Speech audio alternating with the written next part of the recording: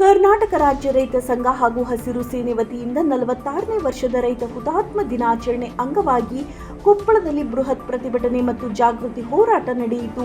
ಸ್ಥಳೀಯ ಬಸಾಪುರ ಕೆರೆಯನ್ನು ಕಾನೂನು ಬಾಹಿರವಾಗಿ ಒತ್ತುವರಿ ಮಾಡಿಕೊಂಡಿದ್ದ ಬುಲ್ಡೋಡ್ ಕಂಪನಿಯ ವಿರುದ್ಧ ರೈತರು ತೀವ್ರ ಆಕ್ರೋಶ ವ್ಯಕ್ತಪಡಿಸಿದರು. ಹೋರಾಟದ ಭಾಗವಾಗಿ ಕಂಪನಿಯ ಗೇಟ್ಗಳನ್ನು ಮುರಿದು ಒಳನುಗ್ಗಿದ ನೂರಾರು ರೈತರು ಬಸಾಪುರ ಕೆರೆಯನ್ನು ತಲುಪಿ ಅದರ ನೀರನ್ನು ಸೇವಿಸುವ ಮೂಲಕ ತಮ್ಮ ಹಕ್ಕನ್ನು ಪ್ರತಿಪಾದಿಸಿದರು. ಇದೇ ವೇಳೆ ಕೆರೆ ಒತ್ತುವರಿ ಸಾಥ್ ನೀಡಿದ ಅಧಿಕಾರಿಗಳು ಹಾಗೂ ಸರ್ಕಾರದ ವಿರುದ್ಧ ರೈತರು ಬಿರುಸಿನ ಧಿಕ್ಕಾರ ಕೂಗಿ ಬುಲ್ಡೋಟ ತೊಲಗಲಿ, ಕೊಪ್ಪಳ ಉಳಿಯಲಿ ಎಂಬ ಘೋಷಣೆಯೊಂದಿಗೆ ತಮ್ಮ ಆಕ್ರೋಶ ಹೊರಹಾಕಿದರು.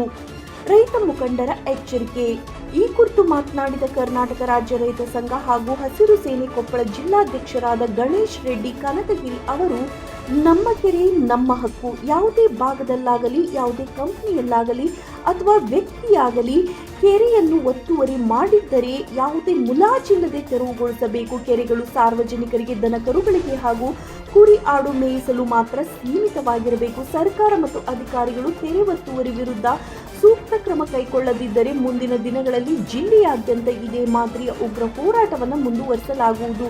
ಈ ಹೋರಾಟವು ಸಂಪೂರ್ಣ ಯಶಸ್ವಿಯಾಗಿದ್ದು ಜಲಮೂಲಗಳ ಸಂರಕ್ಷಣೆಗೆ ರೈತರು ಒಗ್ಗಟ್ಟಾಗಿ ನಿಲ್ಲುವುದಾಗಿ ಜೈ ಕಿಸಾನ್ ಘೋಷಣೆಯೊಂದಿಗೆ ಪಣ ತೊಟ್ಟಿದ್ದೇವೆ ಎಂದು ಹೇಳಿದರು. Abre,